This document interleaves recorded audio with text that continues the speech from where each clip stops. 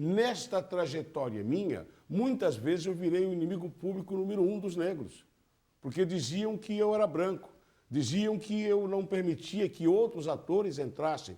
Era um pai Tomás. Era o dono dos negros. E aproveitando essa ideia, eu quero falar justamente sobre isso. Eu, quando eu era adolescente, interno na Funabem, na Escola 15, Sim. teve uma novela que me marcou. Foi justamente A Cabana do Pai Tomás. Certo. Onde quem fazia o Pai Tomás Era o Sérgio Cardoso. era um branco grande pintado- ator, Sim, não, mas sem, era um- sem sombra de dúvida, um mas grande era, ator. era um ator branco pintado de preto. Daí você participava da novela. Minha primeira- não participei. Você não Foi participava, já uma, bem. foi uma exigência da Colgate, Palmolive. Exatamente. Mas isso também Sim, eu queria bem. perguntar. Você, Mas o que? Mas a briga não foi A aí. minha não. pergunta é, o não, que a que briga mudou de começou lá pra cá? antes. É, Ele tá. fazia o Isso eu quero Lincoln saber, é. e fazia lá o dono da mulher lá. Sim, sim. Então, quando apareceu lá o pai Tomás, o caso foi a pintar ele de negro. E colocar cortiças no E, nariz. Não, tudo, algodão, entendeu? Um absurdo. Então, quando aconteceu isso, é preciso prestar homenagem ao Plínio Marcos, que começou a escrever em São Paulo, que era e é o nosso mercado, o grande mercado brasileiro. O Plínio começou a protestar. Porque se desse jogasse uma rede para pegar atores negros velhos, necessitados de trabalhar atores que estavam carentes, né, de ganhar um cachezinho, você viu uma batelada naquela rede que você tinha jogado. E ele reclamava. Imagina, o Sérgio Cardoso, nada contra o Sérgio Cardoso. Você já disse a marca. A empresa patrocinadora quer e acabou, ponto final. Mas ele já fazia 2 personagens. E vai fazer mais um negro pintado, imitando os americanos.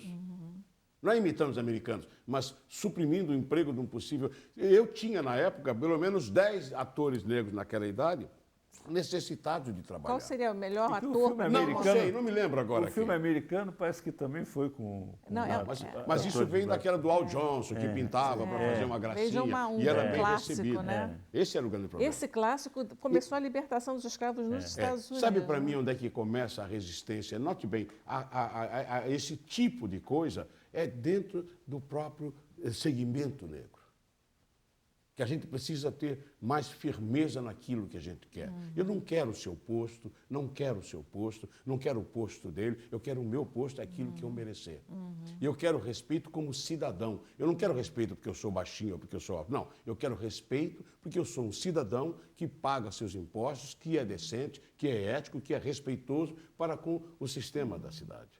Algumas vezes o ser humano ultrapassa estes limites e quer privilégios que não são para ele. Se eu não posso ter uma Ferrari, não adianta eu querer uma Ferrari. Eu vou me esfalfar e brigar, o meu carro é outro. O que eu posso fazer, o que eu posso dirigir é outro. Mas mesmo assim, eu nunca deixei de estar ombreado com aqueles meus irmãos que, mesmo discordando, eu nunca deixei de estar juntos. Mas me diz uma coisa, internamente na televisão você fazia um trabalho político, você é uma pessoa Não, política. a minha presença já era um ato político. Eu não fui para a televisão, desculpe a falta de modéstia, eu não fui para a TV Globo como porque tiveram pena, dó, então queriam ter um brinquedinho. Não, senhora, eu tinha um passado de teatro anterior. Teatro de arena. A minha formação teatral veio do Teatro de Arena de São Você Paulo. vai com a geração de grandes... De grande. São dramaturgos. Francesco Guarnieri, Vianinha, Augusto Boal, José Dias Renato, Gomes, Flávio Dias Gomes. Miliaccio, Tá. Dias Gomes depois. Uma série mas, de meu, pessoas que na luta social, na briga, Sim. na questão de ideias, na briga de ideias, eu estava lá do lado. Eu fui um dos apresentadores do Direta Já, eu fui o âncora do presidencialismo. Eu fui e sou membro do MDB, eu sempre falo que eu sou membro do MDB, isso continuo sendo, faço questão de estar lá, não vou abrir mão. Para me mandar é só me expulsando a tiros, porque eu vou continuar lá. Eu sou um dos fundadores do IPCN, que ele conhece. Isso, que tá bem falado. Eu sou um dos que é fundadores. Não, você não Instituto estava de Pesquisa lá. de Cultura Negra.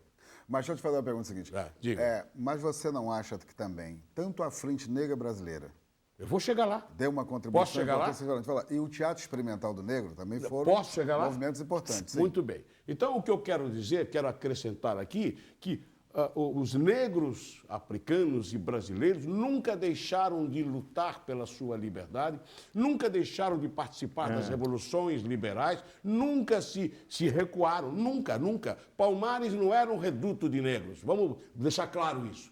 Palmares era um reduto de pessoas insatisfeitas com a ordem social. Tanto que a Maria, a loura lá, era mulher do Zumbi. A loura, peito de aço, uma coisa assim. É só olhar lá. Era uma das mulheres do Zumbi. O que eu quero dizer é afirmar que essa atitude passiva que às vezes nos é imputada não é verdadeira. Isso é uma coisa como é que chama? Do pensamento coletivo aí.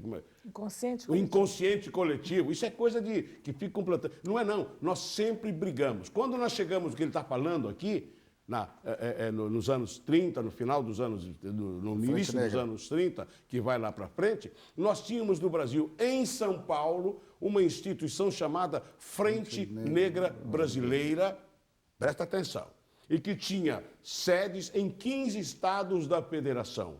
Quando há o processo de briga de São Paulo com o resto, a Frente Negra Brasileira, acreditando nos propósitos da Constituição, da reconstitucionalização do país, ela forma um agrupamento de soldados para auxiliar São Paulo na luta pela reconstitucionalização, que chamou-se Legião Negra. 4.000 negros foram fardados, armados, um pouco treinados e foram para a frente de batalha. Você tem lá, hoje em São Paulo, se você chegar na rua Barão de Itapetininga, na esquina com a Praça da República, tem uma placa lá, MMDC. Eu sempre troco o primeiro nome, mas eu falo Marcos Miragalha, Drauzio Camargo, MMDC.